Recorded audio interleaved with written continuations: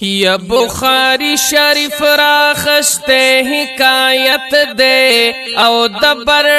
بن غازب نا روایت دے پا حجاز کی یو رئیس باو سے دلو او پناما ابو رافع بیا دے دلو نو تجارت بئی کولو خمالدارو او مخالف د محمد نبی سردارو پیغمبر علیہ السلام بے تنگولو او مومنانو تا تکلیف بے رسولو ید انصار د سوزوانانو یو ڈلا او پیغمبر پد پسے ورلی گالائے عبداللہ بن عتیق ددوی امیرو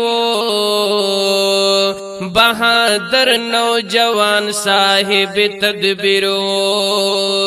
حضرت ویل ابو رافع کڑے گرفتار او یای قتل کڑے پزے حغ مردار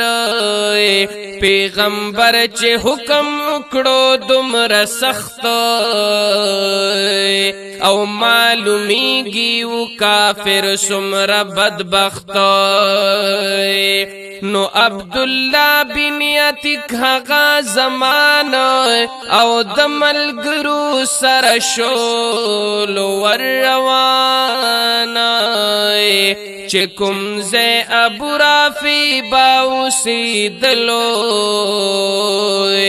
او عبداللہ حل تما خام رسیدلو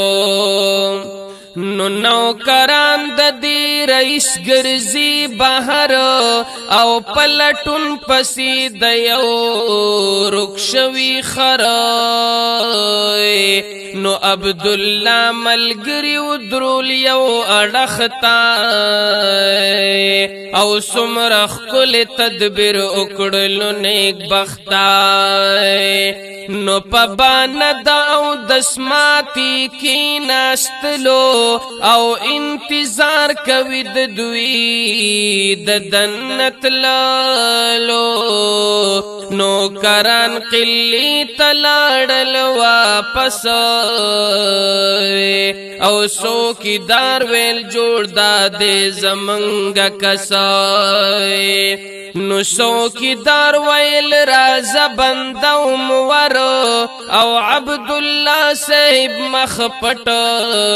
کړو پسادار دا موقع اگنلا غنیمت او ور داخل شلو قلی تا دا ساتا نو دے دخرنو زے کے پٹ شو پتلوار او سوکی دار دروازہ بند کڑپ قلار وری بند کڑلو چابی کڑا زوڑندا او عبداللہ کڑل معلومہ و سرگندا نو چی فارغ ابو رافع شو د ډوډینا او نوکرانی هم فارغ شو د ډیوټینا لاړل ټول خلق د شلبی خطر او عبداللہ صاحب راوتو بہر نو د کلی گیٹ کلو خپ مزکڑو او څوکیدار پسی هم ورا کنڈا کڑو د کمرو طرف تلاړ د نوکرانو کړي د دوی کمرې تاله سامیانو نو چی پشور سر راون زی بہر تائے او پا آسان چیز او زم په بیرتا بیا کمرې ته ور داخل شو د رئیس او تر خوابګاه ورسېدو د دې خبیث نو په کمره کې د رئیس توره تیاره وه او چې د دې کم ځای دا اندازه نه وای عبدالله دلته اختیار کړو دا اندازه او د ابو رافع لور کړلو آواز نو په آواز ابو رافع شلو بیدار او دوی دلته مسو کې صدکار عبدالله آواز پسی وکړو گزار او نشانه خطا لاړه د غوار نو عبدالله لږ شانت غلی ودرېدلو او د نرمه بدل آواز یې وایستلو وی آقا ولید چغا وایستلا او ذکر اغلل چې می چغا اوریدلا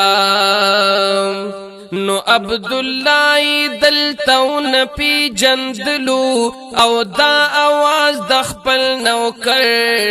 یې وګڼلو ورتوی ابو رافع چې کم بختا او چرته تلې وې پما تیر شو سختا یا چرته تلې وې پما وشو گزار او دی سر عبدالله ځان کړو ختیار د دزې اوس پورا کړلو پنخا او پتلوار کړلا تورا پکې خخای یہ دې مړ کړلو روان شلو په بیرتا او پتی زې باندې وتلو چې بهر تا نو پتی زې چې په پونو را کوزیدلو او اخیر پوړې د پاسا او خویدلو نوخ پېښو ماته په پټکیه او تړلا او پار ګډ راغې ملګرو لپخ پالای واپس راغې په خدمت کې د حضرت او پیغمبر یې د تدبیر کړو صفات یا سمرخ کل تدبیر کړلو دی ځوان او چې زیاتی پکې ونا شلو نقصان چې خبر د خپې شو په حواله او پیغمبر ویل خپو خوځو فی الحال نو پاک رسول ورله پخ پراخ کلو لاسو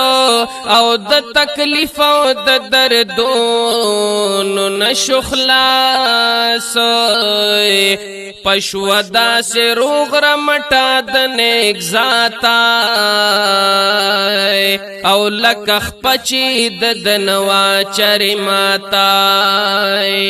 نو داسی خکلی موجزی مو د حضرت دی او خکلی دلائل د نبوت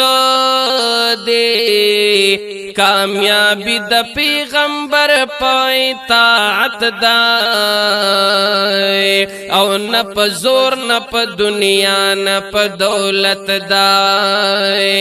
نو چاچی کړي د رسول مخالفت دے او مستحق در رسوایه